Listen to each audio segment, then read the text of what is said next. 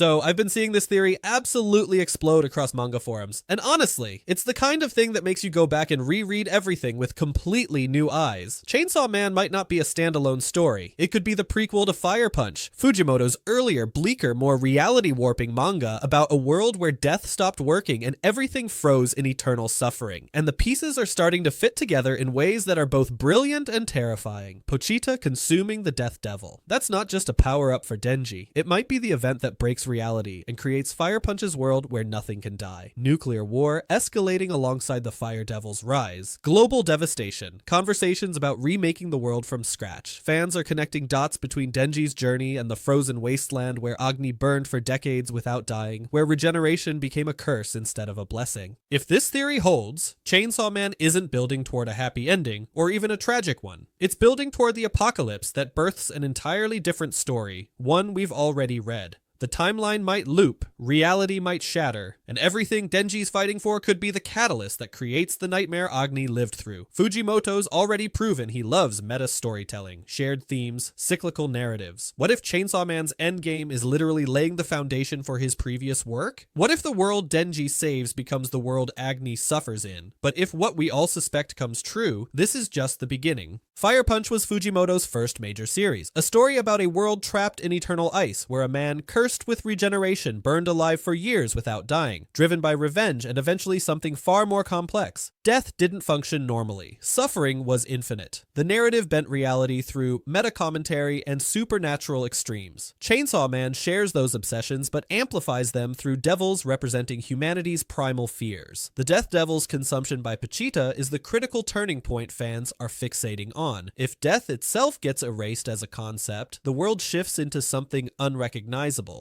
A place where mortality no longer exists as a natural boundary. That's Fire Punch's core horror. Agni couldn't die despite burning constantly. Regeneration became torture. If Pochita eating the Death Devil creates a world where nothing can die, where regeneration is universal but escape through death is impossible, you've just built Fire Punch's foundation. The nuclear escalation in recent Chainsaw Man chapters mirrors Fire Punch's post-apocalyptic wasteland. The Fire Devil rising as a major threat connects directly to Fire Punch's imagery of endless flames consuming frozen landscapes. These aren't just thematic similarities, they might be literal plot bridges. Denji and Pochita's conversations about creating a new world, about remaking reality into something better, take on darker implications if Fire Punch is the result. What if Denji's attempt to fix everything, to erase death, to stop suffering, backfires catastrophically? What if his naive desire to protect people leads to a world where protection becomes eternal imprisonment in broken bodies that can't escape through death? Fujimoto's entire body of work explores how good intentions warp into nightmares. Chainsaw Man building toward that on a cosmic scale, creating the conditions for Fire Punch's existence, fits his storytelling philosophy perfectly.